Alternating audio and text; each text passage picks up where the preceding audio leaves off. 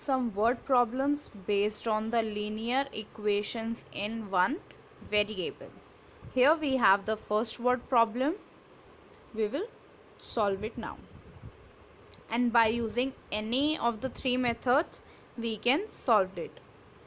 When I subtracted 11 from twice a number, the result was 15. Means मैंने जब 11 को subtract किया एक ऐसे नंबर से जो उसका ट्वाइस था, तो मुझे रिज़ल्ट मिला 15. Means first let a number be x. Now according to the question, what we have? Twice a number, that means 2x, subtracted 11 from. अगर 11 from है, that means 11 को माइनस किया जा रहा है 2x में से. So we will write 2x minus 11 and what will be the result? 15.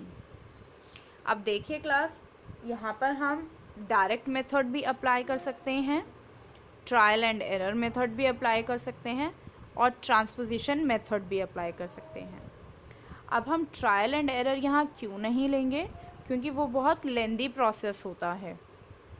Direct method भी हम इसलिए नहीं लेंगे क्योंकि उसमें भी समटाइम्स हम फ्रैक्शन में आके फंस जाते हैं. मीन्स कभी कभी हमें डिवाइड या मल्टीप्लाई के लिए बहुत बड़े नंबर्स मिल जाते हैं.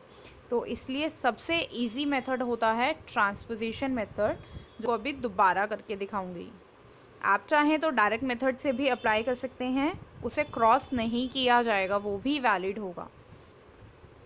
Now I am doing what? If I am having 2x minus 11 is equals to 15, what I will do? 2x is equals to 15 plus 11. Why? By transposing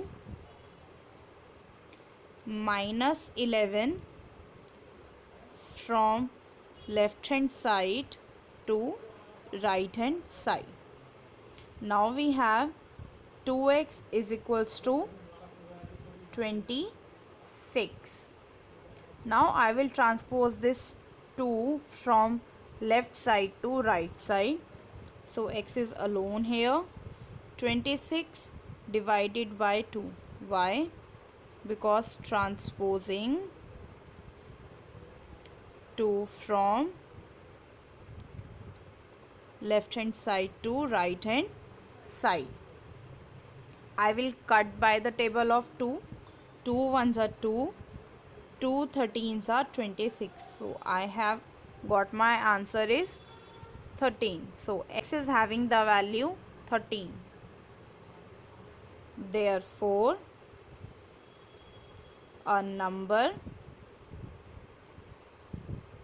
bx is 13.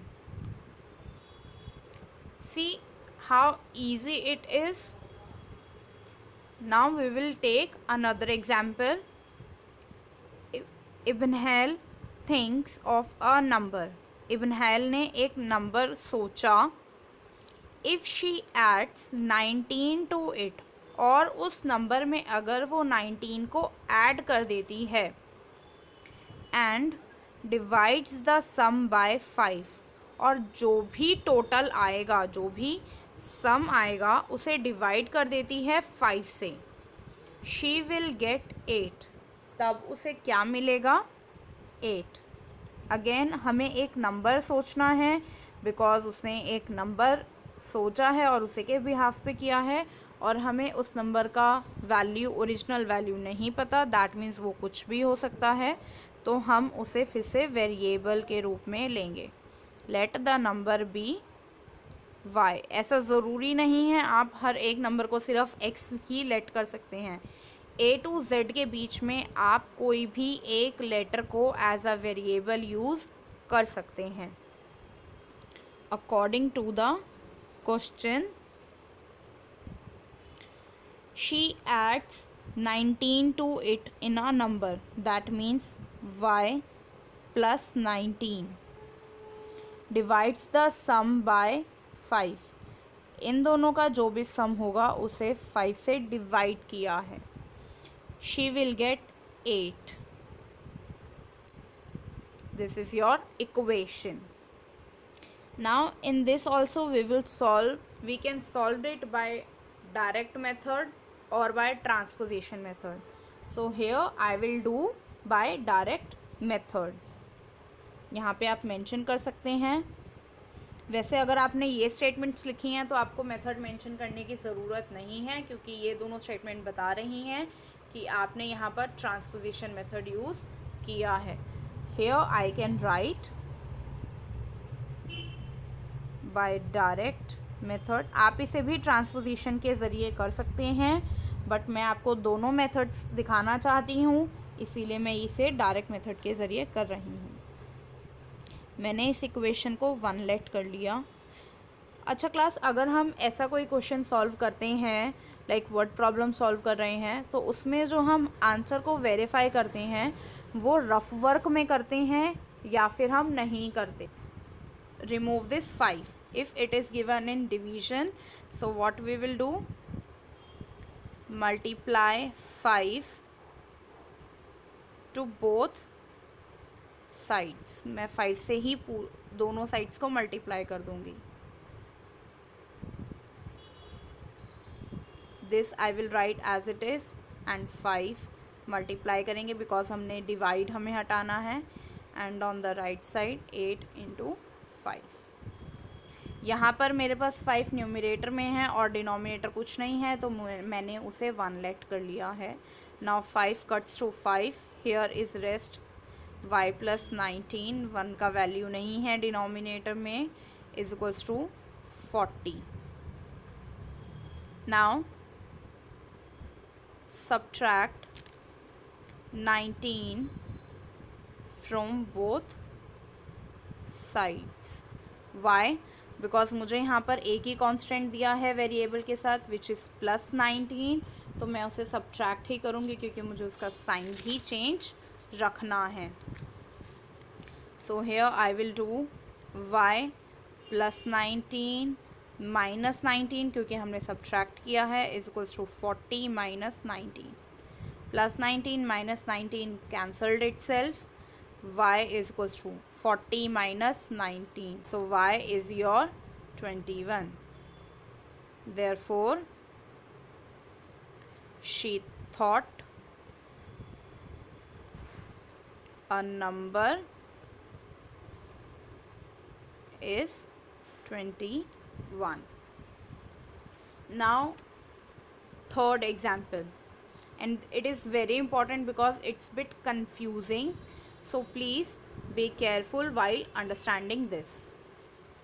In an isosceles triangle, जहाँ बात isosceles की आ जाती है, that means हमें एक triangle given है जिसकी 2 sides equal हैं. मैंने इस ट्राइंगल को नाम दे दिया ABC.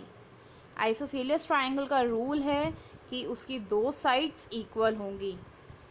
The base angles are equal, तो उसके बेस एंगल्स भी इक्वल होंगे. और इसका ट्राइंगल का बेस क्या है? BC. दैट मीन्स हमारा एंगल दोनों इक्वल होंगे. The vertex angle is 40 degree, यानी जो एक रिमेनिंग एंगल बच जाता है वो हमारा वर्टेक्स एंगल है और उसकी वैल्यू दी है 40 degree. Now what are the base angles of the triangle? That means मुझे बेस एंगल्स फाइंड आउट करने हैं. जानते हैं कि ट्राइंगल के तीनों एंगल्स का सम 180 डिग्री होता है.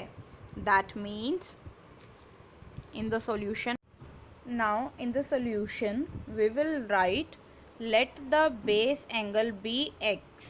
means हमें यहाँ पर बेस एंगल्स दिया है, इक्वल है, और वही हमें फाइंड आउट करने हैं. इसीलिए हम किसी भी एक बेस एंगल को x सेलेक्ट कर लेते हैं. अब according to the question, in triangle ABC, means triangle ABC, This is a symbol of triangle. Okay, to show that ABC is the name of a triangle. Angle A means this, angle B and angle C. जब हमने इन तीनों को add किया तो इसका sum 180 degree आया. Why? Angles of a triangle have the sum 180 degree. अगर किसी भी ट्राइंगल के सभी एंगल्स का सम 180 डिग्री नहीं है, दैट मीन्स वो ट्राइंगल वैलिड ही नहीं है. तो अब मैंने क्या किया, एंगल ए की प्लेस पे मैंने लिखा एंगल एंगल ए की प्लेस पे लिखा मैंने 40 डिग्री. एंगल बी की प्लेस पे लिखा मैंने एक्स. एंगल सी की प्लेस पे लिखा मैंने x is equals to 180 degree. अब मैंने इनको जब ऐड किया तो what I get, 40 degree plus 2x is equals to 180 degree. Now you can see that we have formed an equation जिसे मैंने लेट किया equation 1. Now by transposing method what I am doing, I am taking this 40 degree from left side to right hand side like this. So if 40 degree is on left side is a positive number, that means on the right side it becomes a negative number. So here 2x is alone, so we will write 2x is equals to 180 degree minus 40 degree. What we have, 2x is equals to 140 degree. Now by transposing this 2 from left side to right side, here x is alone. Now at the right side 140 degree divides by 2. 2 ones are 2, 2 70s are 140. So x is equals to 70 degree. That means angle B is equals to 70 degree is equals to angle C. Why? Because angle B and C both are x and both are equal, because these are the base angles. That is why the value of B and C is 70 degree. Therefore the base angles of a triangle is 70 degree each.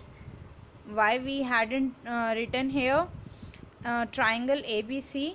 Because ये हमने खुद assume किया है name, इसीलिए मैंने यहाँ पर और ट्राइंगल लिखा है बट नॉट ट्राइंगल ABC. और 70 degree each. Why? Because base angles हमारे पास दो हैं और हम सिर्फ एक ही वैल्यू लिख रहे हैं, इसीलिए मैंने मेंशन किया है the base angles of our triangle is 70 degree each.